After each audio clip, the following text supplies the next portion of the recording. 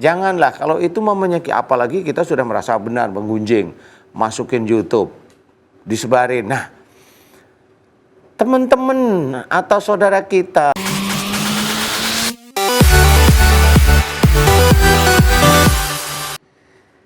Bismillahirrahmanirrahim. Assalamualaikum warahmatullahi wabarakatuh. Waalaikumsalam warahmatullahi. Pemirsa setia Siraman Kolbu dimanapun berada, mudah-mudahan semuanya selalu dalam keadaan sehat walafiat. Di tengah kondisi seperti ini Pak Ustadz ya, cuaca dan lain sebagainya, mudah-mudahan kita bisa tetap menjalani aktivitas dengan baik, dengan izin Allah pastinya. Senang sekali saya Bobi Maulana juga Pak Ustadz Danu bisa menemani pemirsa semua di program kesayangan kita di Malai kalau bukan di Siraman Kolbu, sejukan hati. Berbicara masalah sakit nih Pak Ustadz, ada orang bilang, wah ini cuaca nih kan gitu. Panas, hujan, kemudian juga, wah ada banyak hal pokoknya.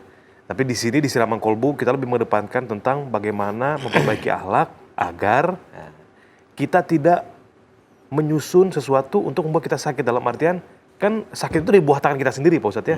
Salah satunya dengan cara menjauhi pikiran negatif nih Pak Ustadz, sesuai dengan tema kita.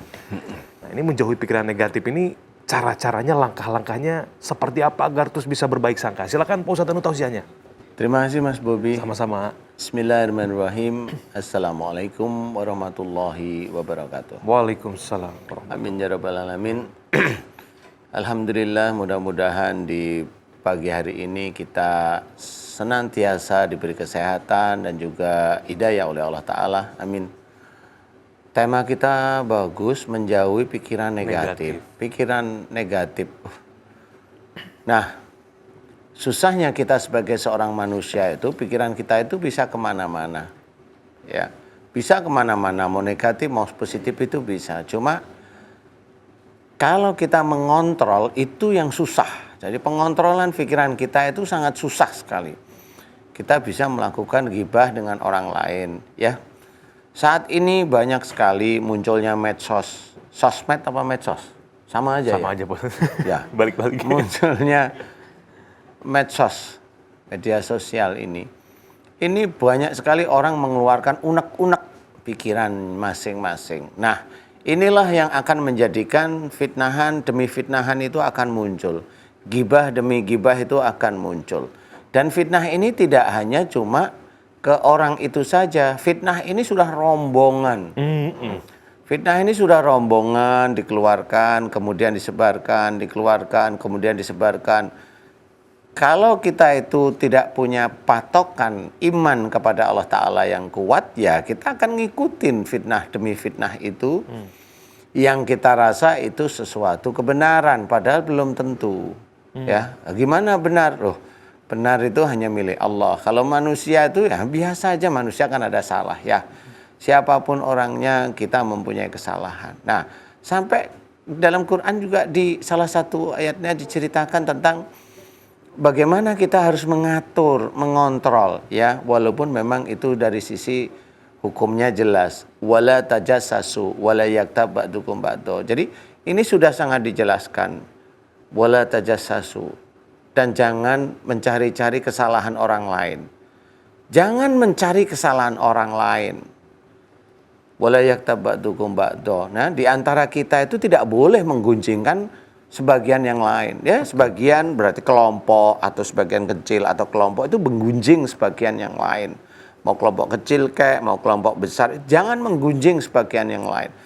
Karena belum tentu kelompok kita itu yang benar di hadapan Allah. Di hadapan Allah, bukan di hadapan kita. Betul. Kalau kita mah maunya menang sendiri ya. Pasti. Betul ya? Mau menang sendiri, mau benar sendiri. Sehingga kalau kita sudah kita merasa pinginnya itu benar, pinginnya menang, apalagi dibantu dengan kawan-kawan yang banyak, ya. Dibantu dengan ini. Itu kadang-kadang kita itu lupa bahwa kita itu manusia, masih manusia. Ya, masih manusia, di mana setan itu masih menggoda dari depan, dari belakang, dari kanan, dari kiri. Nah, ini harus kita sadari. Janganlah kalau itu mau menyakiti, apalagi kita sudah merasa benar, menggunjing, masukin YouTube, disebarin. Nah, teman-teman atau saudara kita sesama muslim di mana itu gunjingan kita itu sebenarnya itu salah. Itu kalau dia itu merasa itu benar, merasa lagi. Itu dia nyebarin kemana-mana. Itu jadi fitnah, fitnah yang berjamaah. Sadar nggak kalau mamanya fitnah itu terus mengalir itu dan masuk ke orang, kemudian saling caci, kemudian saling menghujat dan sebagainya. Itu siapapun orang, itu kalau nanti di akhirat ditanyain sama Allah Ta'ala, ngapain jempolmu main-main begituan? Kan kamu katanya muslim, kamu katanya beriman kepada aku, ini Allah lah ya. Lalu kamu sendiri dalam kalimat atau kata yang ringan, wala tajassasu, jangan mencari kesalahan orang lain. Lah jelas mamanya kita sebagai manusia bilang, jelas dia salah. Dari mana salahnya kita juga nggak pernah tahu. Kan akhirnya menjadi fitnah. Lah fitnah itu kita bawa nantinya di akhirat. Belajarlah kita itu faham, belajarlah kita itu iman kepada Allah Ta'ala itu walaupun sulit sebenarnya. Iman itu sulit. Kalau kita hanya percaya hanya dengan teman-teman kita, percaya hanya dengan golongan, itu merasa benar. Jangan merasa benar, kebenaran milik Allah. Ini yang harus kita sadari bahwa keimanan, kepatuhan kita kepada Allah Ta'ala itu memang butuh perjuangan. Jadi kepatuhan pada Allah, jangan mencari kesalahan orang lain. Kalau Allah udah bilang jangan, itu sudah haram, itu sudah dosa. Perintah itu Pak Ustadz ya, jangan. Itu udah. Jangan gitu ya.